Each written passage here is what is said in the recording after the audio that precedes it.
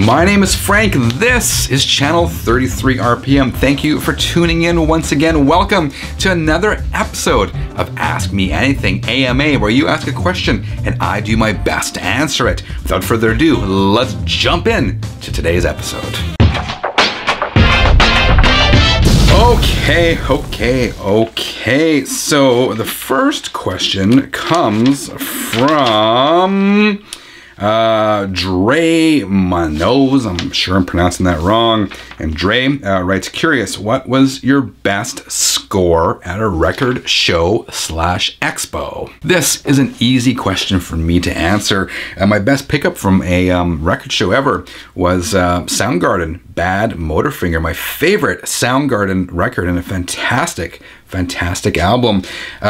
This is an original US pressing from 1991, and we all know by 1991 US record pressings were becoming quite a rarity. I picked this one up for $10 Canadian, which is an absolute steal because this goes on Discogs. Oh, sorry, I lied. I said $10. There's the price right there. It's $15. That's $5 off. Still, $15 for a record that goes for somewhere in the ballpark of $150 US on Discogs. So not only do I love this record, not only is it in fantastic condition, I got it for a steal. Okay, this question comes from Jonathan, who writes, my question is, how old are you? This is funny because I often forget how old I am. And I was going on for the longest time this year telling people the wrong age until my wife reminded me I was telling people the incorrect age. I guess I've stopped keeping count, which happens to all of us at one point or another. Anyway, I'm going on. I am 44 years old. 44. Okay, Joe Jenkins writes, question, where did you get the shelves that the albums on your wall are displayed? Thank you, Joe, for the question. He's referring to these shelves behind me where I have those records there. And I actually got those at IKEA. And I probably bought them now 6 or 7 years ago. They're intended for picture frames. Anyway, they work fantastic for albums. And behind each of those, I can easily fit 5 or 6 records. There's a lot of room there. The bad news is, like many things from IKEA, they discontinued them. So I was so happy to have bought them when I did. I have no clue why they discontinued these things. They weren't selling or whatnot. So unfortunately, they are not available anymore. I'm not sure how common they are in the used market. I've never seen them on the online classifieds. But yeah, those shelves right behind me are from, or were from, IKEA, and they work fantastic. If you can't find them, I highly recommend grabbing them and picking them up. Okay, this next question comes from Juan Acosta, and he writes, are you a fan of Aerosmith? I've never seen you showing records of them. Okay, yes, Juan, I am a fan of Aerosmith, and I haven't talked about them too much. You are right about that. I showed some records probably 2 or 3 years ago now.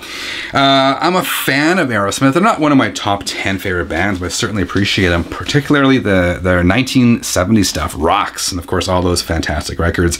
That said, I've really started to come to appreciate some of their late 90s output and some of the 2000s output as well. I saw a concert. I think it was Rock in Rio that I found on YouTube. I just really saw rocking some of those tunes were. So yeah, I'm an Aerosmith fan. Here are my Aerosmith records. I won't show them all to you, but you know, everything from Pump to Rocks, Permanent Vacation, all the typical stuff. But there's a couple cool ones here I do want to show you since we are talking about Aerosmith. I a few years ago bought some Japanese Aerosmith pressings off a local collector. Again, these are just fantastic condition, and they were quite affordable, and I didn't have to pay shipping either, because when you get these records shipped from Japan, it costs an arm and a leg. So here's some really cool Japanese pressings, including Aerosmith, A Night in the Ruts. Done with mirrors, and the obi strip on this one, rather than being on the side, is on the bottom. Aerosmith Live Bootleg Double Album. Again, another Japanese pressing with the obi strip right there. We also have the Japanese pressing of Draw the Line. This obi strip is a little different. It is a little thinner. This is not an original.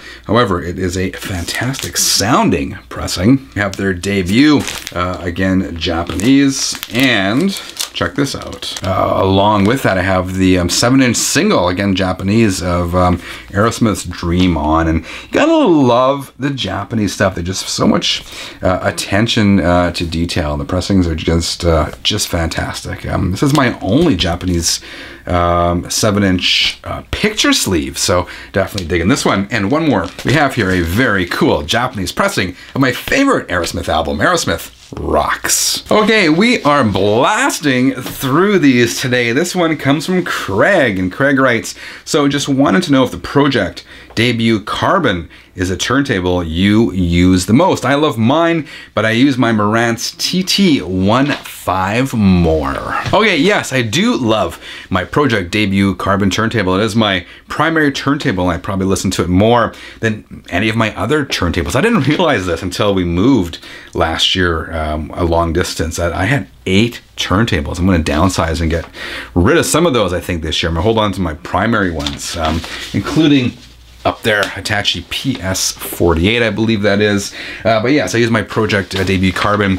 It's my primary turntable. It's not stock. I've upgraded it with a few things, including the acrylic platter. I got the speed box. I got the Ortofon blue stylus on there.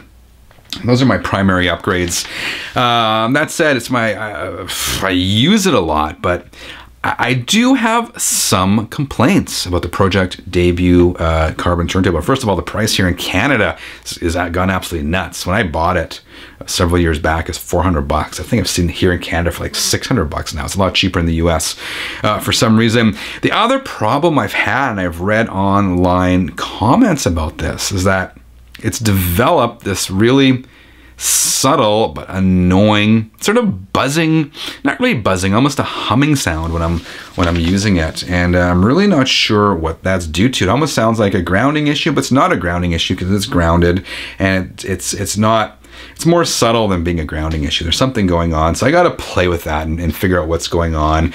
But I've read online comments about that, and I think some people have even said it's a problem, a humming with the motor that came with the turntable. I'm not sure, so I'm looking into that. But yeah, I dig the turntable. Generally, I think it's good value for money, and I listen to it. I was going to say regular, actually listen to it all the time. Okay, this question comes from Thomas, and I've given up on pronouncing the last names because I don't want to mispronounce anyone's last name. And Thomas writes, hi, what was your first vinyl record? This is a good question. I've discussed this one before in passing. My first vinyl record I got probably in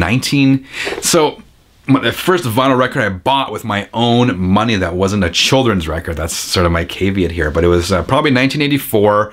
I was 10 or 11 years old, and it was Quiet Riot's Metal Health, their North American debut, huge album with tracks like Metal Health and Come On Feel the Noise. I saved up my money, saved up my allowance. My parents took me to one of the big downtown department stores. I went and I grabbed it, and there was actually, I remember to this day, there was a big display of Quiet Riot Metal Health records, and there's some older teenagers kind of scoffing and making fun of this band, which 10 or 11-year-old me could not comprehend why anyone would make fun of Quiet Riot. And I bought that record, and I listened to it many, many times. I still have that original pressing back there on my shelves. So yes, my first real introduction to the world of record collecting was back in 1984, Quiet Riot's Metal Health. Okay, that is today's AMA. Ask me anything. Let me know what you thought of today's answers in the comments below. If you have a question you want me to tackle in a future episode of AMA, also leave that in the comments below this video. I'll do this probably again in a month or so because I love doing these videos. A ton of fun.